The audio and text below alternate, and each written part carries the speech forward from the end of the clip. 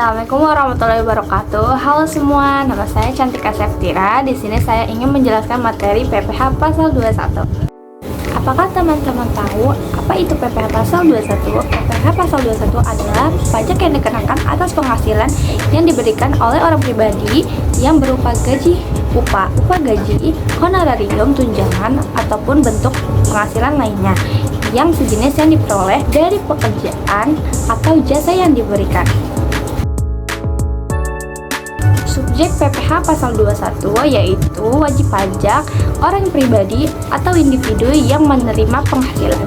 Sedangkan objek pajak PPh pasal 21 yaitu penghasilan yang berupa upah, gaji, honorarium, tunjangan, dan pembayaran lainnya yang diberikan oleh pekerja baik sebagai pegawai maupun pekerja bebas. Jenis PPh pasal 21. Penghasilan yang dikenakan PPh pasal 21 ada upah dan gaji. Upah dan gaji merupakan penghasilan yang diterima oleh pegawai atau buruh dari pekerjaan yang dilakukannya. Yang kedua, ada tunjangan. Selanjutnya ada tunjangan. Tunjangan itu seperti tunjangan hari raya, tunjangan keluarga, tunjangan pensiun, dan tunjangan lainnya. Yang ketiga ada honorarium. Honorarium yaitu penghasilan yang diberikan atas jasa atau pekerjaan yang dilakukan oleh individu secara independen atau berdasarkan kontrak seperti dokter, pengacara, konsultan. Yang terakhir ada pembayaran lainnya seperti upah, komisi, imbalan dalam bentuk barang, dan penghasilan lainnya yang terkait dengan pekerjaan atau jabatan. Pengecualian penghasilan PPh pasal 21. Ada beberapa penghasilan yang dikenakan PPh pasal 21 yaitu penghasilan yang diterima oleh wajib pajak yang bersifat tidak tetap dan jumlahnya kecil. Selanjutnya, penghasilan yang sudah dikenakan pajak melalui potongan atau pembayaran lainnya. Lalu, penghasilan yang diterima oleh pegawai yang tidak memenuhi ambang batas penghasilan tertentu sesuai ketentuan pajak yang berlaku.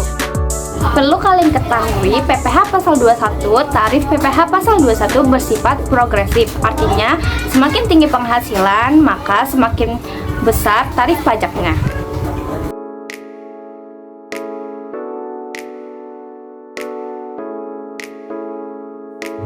PTKP. PTKP penghasilan tidak kena pajak. PTKP adalah jumlah penghasilan yang tidak dikenakan pajak, yang jumlah ini berbeda-beda tergantung pada status wajib pajak. Lalu besaran PKP adalah 54 juta untuk diri wajib pajak orang pribadi, 4,5 juta tambahan untuk wajib pajak yang telah menikah, 54 juta untuk istri yang penghasilan digabung dengan penghasilan suami, 4,5 juta tambahan untuk setiap anggota.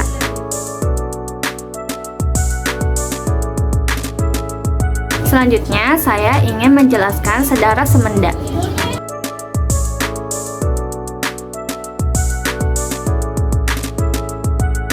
Sedara semenda. Keluarga sedara adalah pertalian kekeluargaan antara orang-orang yang merupakan keturunan dari yang lain atau antara orang-orang yang mempunyai bapak asal yang sama.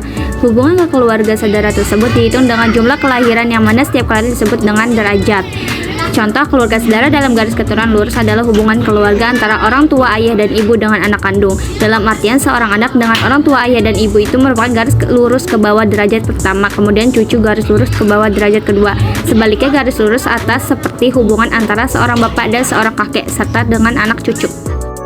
Saudara semenda. Semenda adalah pertalian kekeluargaan karena perkawinan, yaitu pertalian antara suami atau istri dan keluarga saudara dari pihak lain. Contoh dari keluarga semenda dalam garis keturunan lurus ialah hubungan keluarga dengan mertua dan anak angkat.